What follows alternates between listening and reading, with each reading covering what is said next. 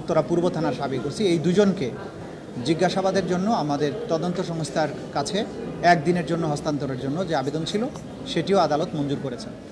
উত্তরার ব্যাপারে যেটা আমরা বলেছি যে এই জুলাই আগস্ট এই ছাত্র অভ্যুত্থান জনতার অভ্যুত্থান চলাকালে সেখানে এই যাদের দুজনের ব্যাপারে আমরা ইন্টারোগেশন চেয়েছি এদের নেতৃত্বে প্রায় 2 শতাধিক ছাত্র জনতাকে সেখানে হত্যা করা হয়। সে কারণে তাদের কাছ থেকে ডিটেইল তথ্য উদ্ঘাটনের জন্য তাদেরকে আমরা জিজ্ঞাসাবাদ করার জন্য অনুমতি দিয়েছি। আদালত তাদেরকে অনুমতি দিয়েছেন। ওসি মুজিবুর রহমানকে 16ই মার্চ তারিখে এবং এসি ইকবাল তাকে 18ই মার্চ তারিখে জিজ্ঞাসাবাদের জন্য অনুমতি প্রদান করেছেন।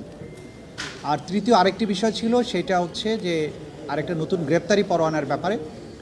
আমরা যেহেতু এই গ্রেপ্তারি পরোয়ানা 3 জনের বিরুদ্ধে গ্রেপ্তারি পরোয়ানা জারি হয়েছে, তারা যাতে না পালিয়ে যেতে পারে, তাদেরকে যাতে গ্রেপ্তার করা সম্ভব হয়, সে কারণে আমরা তাদের নাম ঠিকানা বা কোনো কিছুই আদালতেও প্রকাশ্যে এগুলো পড়িনি এবং আপনাদেরকেও আমরা বলতে পারছি না।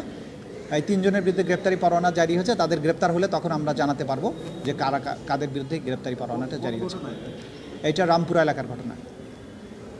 এই ছিল আজকের দিনের মোটামুটি প্রসিডিংস। জি, এরা পুলিশ কর্মকর্তা।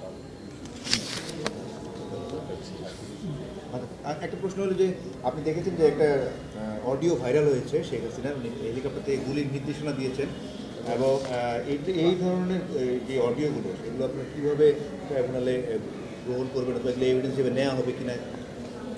এগুলো টেকনিক্যাল বিষয়, এগুলো আমরা প্রশ্নের জবাব দিচ্ছি না, সময় হলে দেখতে পাবেন।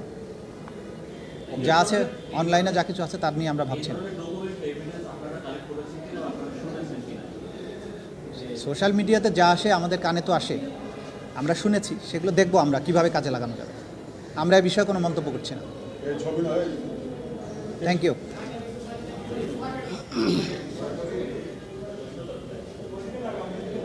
না, উত্তর দেবে না মাসুদ, যতই খোসাক লাভ হবে না। Thank you. যৌক্তিক অযৌক্তিক